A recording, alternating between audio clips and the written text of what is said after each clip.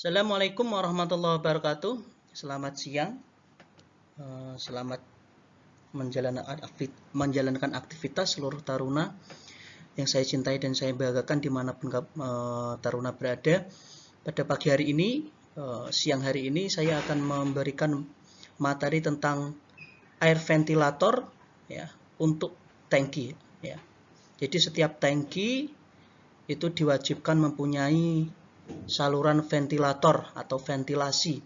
Ini tertuang ternyata di dalam SOLAS pada chapter 2 ya, dan regulasi 11.6.3 dan .2 bahwa setiap tangki itu harus mempunyai saluran atau mempunyai sistem ventilator.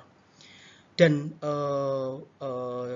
untuk memonitoring ya kargo, baik itu kargo ya kapal yang mempunyai kargo ataupun juga tangki-tangki yang dalam keadaan kedap, dan dia harus dilengkapi dengan sebuah pengaman untuk menahan air apabila ventilasi tersebut terendam air.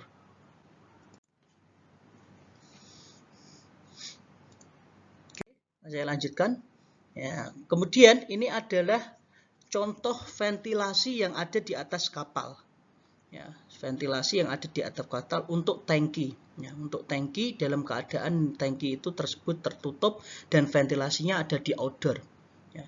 Jadi ventilasi itu ada yang di indoor, biasanya misal tangki bahan bakar tapi tangki harian atau tangki settling ya, pengendapan itu biasanya ventilasinya ventilasi indoor ya, outdoor, di dalam ruangan indoor ya, dan tidak dilengkapi hal semacam ini ya. Ini misal nih saya contohkan ya. Ini di sini ada sebuah pengaman ya, kalau saya boleh ngomong adalah pengaman apabila nanti ya ada air yang masuk ke dalam ventilasi ya, agar tidak masuk ke dalam tangki ya, fungsinya ini nanti bisa naik turun ya, bisa naik turun. Ini saya contohkan airflow, air itu keluar ya dan masuk dengan aliran seperti ini. Jadi ventilasi itu beda-beda ya menurut konstruksinya. Ada yang cuman dalam satu tangki cuman ada satu, ada yang dua, dia ada yang in, ada yang out ya. Itu masing-masing nanti, tapi biasanya untuk yang di luar itu biasanya terpasang dua ya. Ya ini angin masuk terus keluar ke sini ya. Nah, apabila ada air yang masuk ke dalam saringan, masuk ke dalam ventilator tersebut, maka ini namanya bulb atau bahasa Indonesianya itu pelampung ya. Pelampung ini naik ke atas nih, menutup celah-celah ini ya, sehingga air tidak bisa masuk ke dalam tangki tersebut. Kira-kira seperti itu. Ya, jadi yang perawatan yang harus kita lakukan, pengecekan secara berkala. Apakah bulb atau pelampung ini masih dapat berfungsi dengan baik ataukah tidak. Sekarang jenisnya ada yang seperti ini, nomor 1 ini, ada yang bentuknya juga seperti ini, box ya, persegi 4. Kalau ini mungkin lebih ke persegi 4 tetapi dia beda ya bentuknya ya. Sama, dua-duanya mempunyai bulb atau pelampung yang fungsinya tidak ada bedanya ya. Ini hanya perbedaan konstruksinya saja. Saya lanjutkan ya. Ini ada yang tipe ventilasi atau float atau pelampung dalam bentuk box ya. Tetapi dia mempunyai tipe bulb seperti ini atau float ya.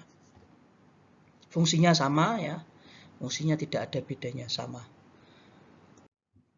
Kemudian ada yang tipenya seperti ini, half bulb, berarti setengah lingkaran ya. Floatnya atau bulbnya setengah lingkaran, sama juga tipenya ya. Berikutnya ada yang tipenya bal ya. Ternyata ada yang tipenya bal, dia pelampungnya memang benar-benar bola ya. Ini juga ada yang tipe seperti itu. Dan ini juga ada yang tipenya biasanya untuk indoor ya. Untuk tangki-tangki bahan bakar ini biasanya ventilasinya yang di dalam kamar mesin cukup indoor seperti ini ya. Oke.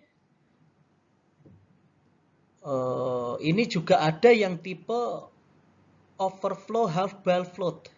Nah, ini mempunyai dua sisi, ini sisi pertama, ini sisi kedua. Ya. Nah, fungsinya sama, cuma nanti anginnya masuknya ke sini. Ya, dari sini, terus kemudian masuk ke sini. Oke, ya, berarti dia punya dua sisi ya. Biasanya ini untuk tangki-tangki yang kekedapannya lumayan besar ya.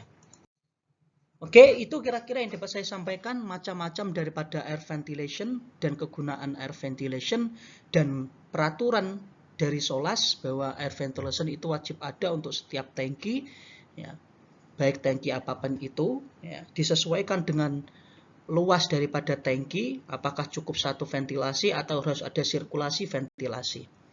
Baik, terima kasih waktu yang diberikan. Selamat siang. Assalamualaikum warahmatullahi wabarakatuh.